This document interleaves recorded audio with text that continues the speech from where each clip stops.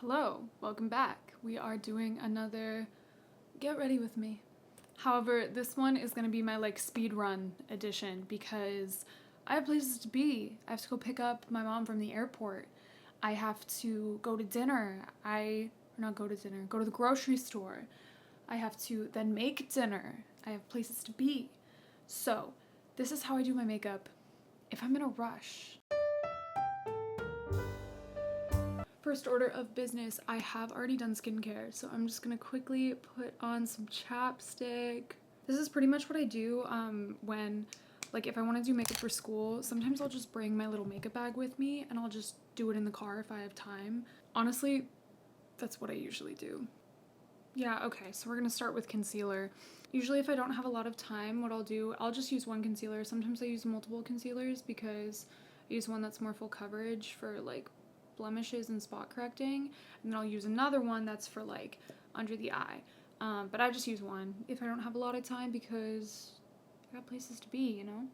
I picked my face really bad last night because I wanted to, so that's why we look a little strange. I'm gonna go ahead and put concealer under my eyes as well. Just a little though. What a fwig. What a fwig. I dropped something. Okay, now we're just gonna blend. I'm gonna start with the stuff that isn't covering blemishes just because I want the rest to sit for a little longer. I feel like I'm talking like I'm super rushed too. I mean, I kind of am. Also, this is not gonna be a super feminine look, by the way. Because I'm not feeling very feminine today. I do have a different routine if I'm feeling more feminine and I want to do quick makeup. So this is the more masculine version, and it's my version of masculine. It's not like this is masculine makeup, it's my version of it, you know? I feel like growing up I always struggled with how I wanted to present myself, and this idea of not having to be confined to one box in terms of fashion and hair and makeup and all that. And even when I was in second grade and I was dressing myself, I was wearing boys Adidas shorts every single day. Not a joke. I literally did that. I got a new one of these velour sponge from Sephora. It's only $5, which is pretty good, and it lasts a long time and you can clean it anyways. I legitimately wore t-shirts and,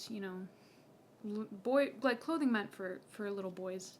And I didn't have very many friends who were girls in elementary school, and I never felt like I could relate to any of them, and my teachers were encouraging me to go make friends, and I was like, I just don't relate to any of them, which obviously not their fault. I love feminine women. I love feminine women. It just growing up and not realizing that, I don't know, that not being feminine was an option. It just was a very strange existence as a kid, and it was hard. I literally don't know why I did powder. I still have to do this, actually. Silly me, silly me. Then as I got older, did I seriously not blend that out? Someone help. Someone help. Anyways, as I got a little bit older, I played around with, being hyper feminine, and then some more masculine outfits, and wore collared shirts. I had this phase where I wore a bunch of collared shirts from Vans. So those looked like cropped printed collared shirts. It was a moment for sure. I had my apparently infamous business casual phase where I dressed in little blazers every single day. So I really experimented with stuff before I finally found what makes me feel comfortable. And I really did not discover this until 2 years ago, because I was often comparing myself to people who I didn't even want to look like, but they were the beauty standard, or I thought that they were really attractive, and so I was like, I need to be exactly like them, when in actuality, I just need to do whatever I feel makes me attractive. Because, your opinion of yourself is the only opinion of yourself that matters. At least in terms of, how you look. Time to do eyebrows. I get really concentrated on these. I'm doing all my makeup in a handheld mirror, as you probably have noticed, or just literally in the viewfinder because I cannot be bothered, but I wanted to do makeup today. But yeah, back to what I was saying, you know, discovering your own personal style is a journey, and especially when like gender norms and gender binaries are so enforced and ingrained. I think part of it too was I did theater, so whenever I dressed up super feminine, it always felt like a costume, and it was fun, but it didn't feel like comfortable, if that makes sense. And that's not to say that I don't like dressing feminine on occasion, I really do, but it always feels a little bit more like a performance, as opposed to when I'm dressing more androgynous. I went through a phase in the 6th grade where I wore bright colored clothes, like literal neon, and had a bow in my hair every single day. And I was doing my own thing. I mean, I was in 6th grade, so that's kind of what happens when you're in 6th grade and dress yourself, and looks kind of silly as you start to discover what you like. But it stemmed from me playing softball, and we all wore bows in our hair when we were younger. So I had so many bows, and it was really exciting, and I got to wear them to school. But yeah, you know, we all go through stuff. And then after that, I had, you know, an emo phase that I've never really recovered from. I'm being serious. Like, I listen to the same music sometimes. Okay, since I have a just smidgen of extra time, I'm just gonna quickly bronze my face. But I still listen to 21 Pilots' older music, Panic at the Disco's older music. I don't like their new stuff that much. I am excited for the 21 Pilots album, though. I think I'm gonna go to their concert, which is funny. Little on the nose. Like, what is this? This isn't precise at all. And a little on the eyes as like fake eyeshadow. Yeah, but my emo phase, I was like flannels, all black. I started doing a little bit of eyeliner. I didn't outwardly show it that much, but just know that I was like sad and like listening exclusively to super sad music all the time. It's also when I started really writing songs and poetry, and that helped with the inner torment I was dealing with at the time, so ended up being good. I'm gonna do a light mascara. I think it's light. I don't know. I tried it on somebody the other day, and it looked really pretty. But to be fair, I was doing their makeup in really low light, so I haven't tried this on me yet. I'm also starting off, ignoring it for now. Starting off with my bad eyelash eye, so I'm not even curling it because, y'all, we don't have time. We don't have time for that. Let's see, what other phases did I have of fashion? I had a primary colors phase where I only wore primary colors. That was like what was trendy. Oh my god, bottom lashes. So I had this like one jacket. I'll see if I can find a picture where it was like color blocked blue. And then I had my only wearing blue and black phase. The only color I wore for probably like 8 months was blue. And I don't think anyone noticed. There was this girl who was, I think I was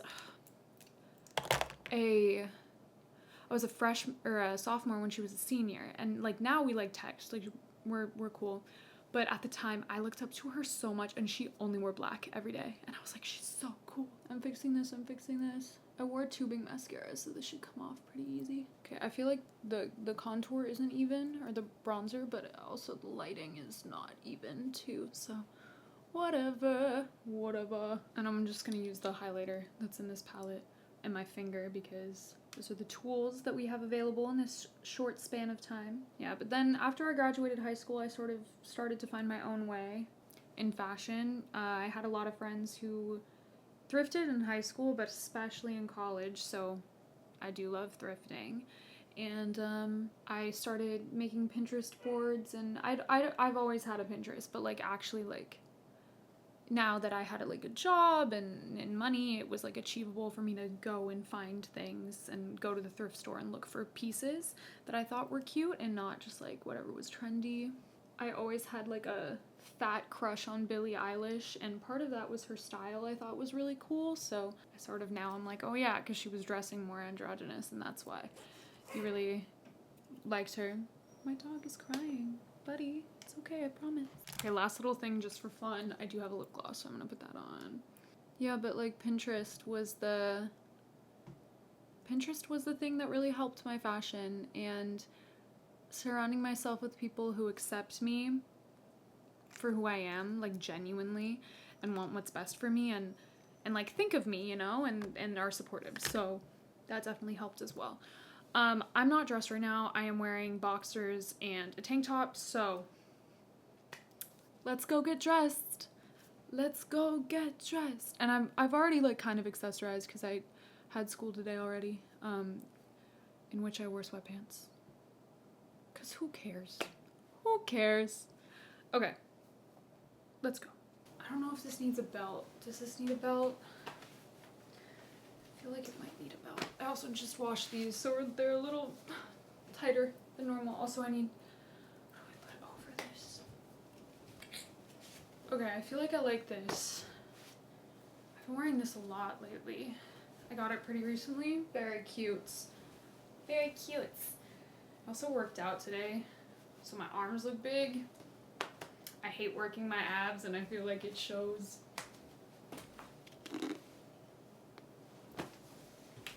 Okay, this is the final look. I have to go right now. I'm just wearing bands, and I have these cool socks that I like. I attempted to fix my little bangs. My hair's so frizzy today, and actually it's pretty humid today, so that makes sense. I have these little sunglasses, 2 necklaces, 2 bracelets, no rings besides the usual ones. I wear these every day, hair tie. Now we gotta go. Okay, thanks for getting ready with me. See you all later. Bye.